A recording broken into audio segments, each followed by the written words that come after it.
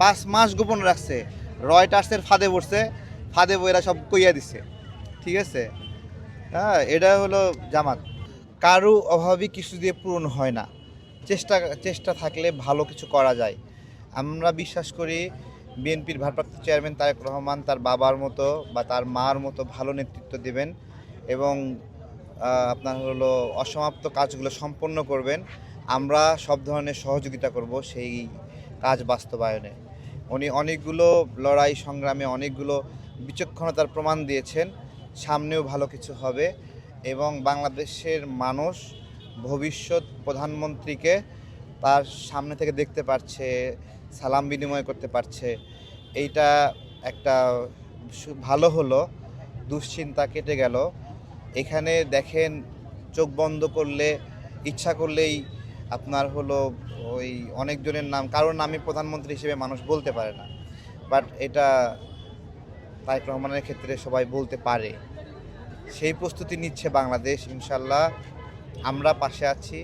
আমজনতা দল সব ধরনের সহযোগিতা করেছি আগে, সামনেও তাদের অসম্পূর্ণ লড়াইটা আমরা গুছিয়ে নেব ইনশাল্লাহ। শোনেন, আমি বলি, যারা একটা প্ল্যান নিয়েছিল যে ভারতকে কেন্দ্র করে একটা স্যাবোটেজ বা বিভিন্ন ধরনের উস্কানিমূলক বক্তব্য, জানাজার দোয়ার পরিবেশ নষ্ট করার নিয়তে অনেকে ছিল, তো সেটা মানুষ প্রত্যাখ্যান করেছে।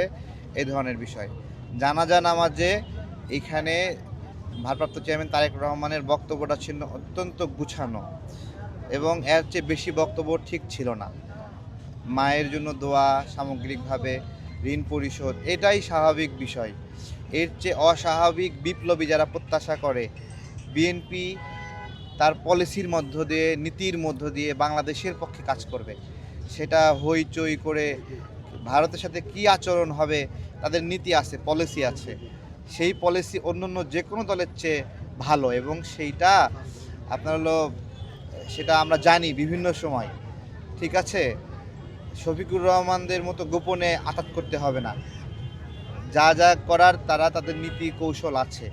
সার্বভৌমত্বের শক্তি হিসেবে যদি শহীদ প্রেসিডেন্ট জিয়াউর রহমানকেই আমরা জানি, তার সন্তানও সেই পথেই চলবে, রক্ত ওই একই পথেই চলবে।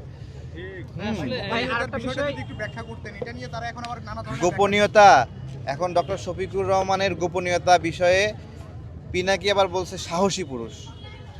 হ্যাঁ, সাব্বাস সাহসী পুরুষ। এখন সাব্বাস সাহসী পুরুষ পিনাকিকে বললো গোল একটা সাহসী পুরুষের মেডেল নিয়ে এইটা হলো শফিকুর রহমান সাহেবকে দিয়ে দেন। শুধু তাকে না, জামাতের সকল নেতাকর্মীকে এই সাহসী পুরুষের মেডেল নিয়ে ঘুরতে বলবো। কিন্তু আমাদের কোনো মেডেল প্রয়োজন হয় না, কিন্তু আমরা সাহসী না ভীতু এটা আমরা জানি। এখন জামাতকে আলাদাভাবে সাহসী পুরুষের মেডেল নিয়ে ঘুরতে হবে। ঠিক আছে, 5 মাস গোপন রাখছে কেন?